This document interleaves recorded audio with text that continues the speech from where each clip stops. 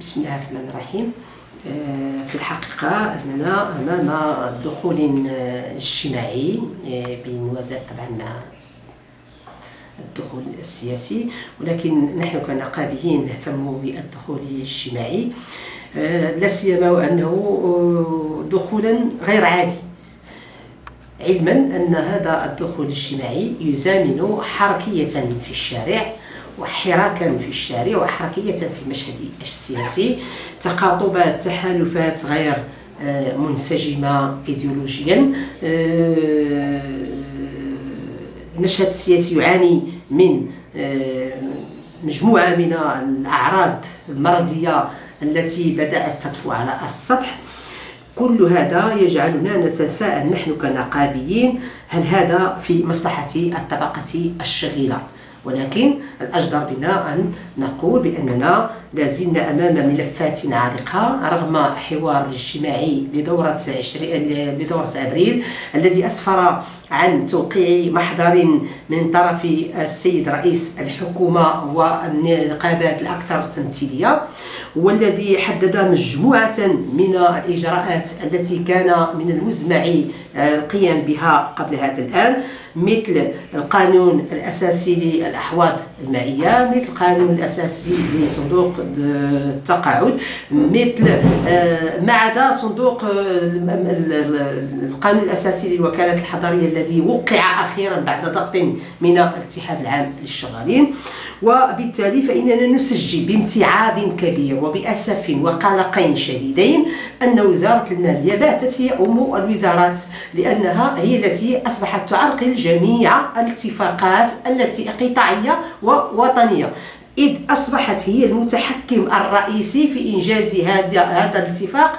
إذن نحن في الاتحاد العام للشغالين، أو على الأقل في المنطقة الشمالية الغربية، هناك مجموعة من الإكراهات أخرى على مستوى القطاع الخاص، لا زال الطرد التعسفي طال العاملين، لا زالت الضيعات الفلاحية لا تعرف تطبيقا لقانون الشغل، لا زالت هناك انتهاكات لا سيما في معمل قصب السكر بحد كورس أو دار الداري. ثم هناك مجموعة من الممارسات التي تشدنا إلى الوراء وإلى الماضي القديم. مباشرة كذلك أتحدث عن الفصل 277 الذي يتهم كل من أراد أن يحتج أو أن يقوم بحركة احتجاجية من إضراب أو وقفة أو غير ذلك، فإنه يزج به إلى السجن تحت طائلة عرقلة العمل. إذن فلا زلنا نتشبت بالحرية النقابية، بحق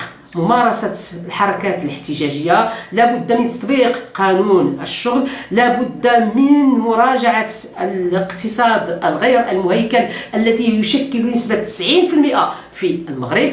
ثم كذلك لا زلنا ننادي بدعم الطاقة الشرائية للمواطن، لا سيما في الطبقات المتدنية، علما أننا ندق ناقوس الخطر أن الطبقة المتوسطة الآن تنجذب بقوة اللغط الاقتصادي وارتفاع الأثمنة في المواد الأساسية، سنجذب أوتوماتيكيا نحو الهشاشة ونحو الفقر. فإذا كنا نتحدث عن مليون أو 3 مليون أو 4 مليون أو 5 مليون الفقير والهش، فإننا سنصبح نتحدث عن الملايين.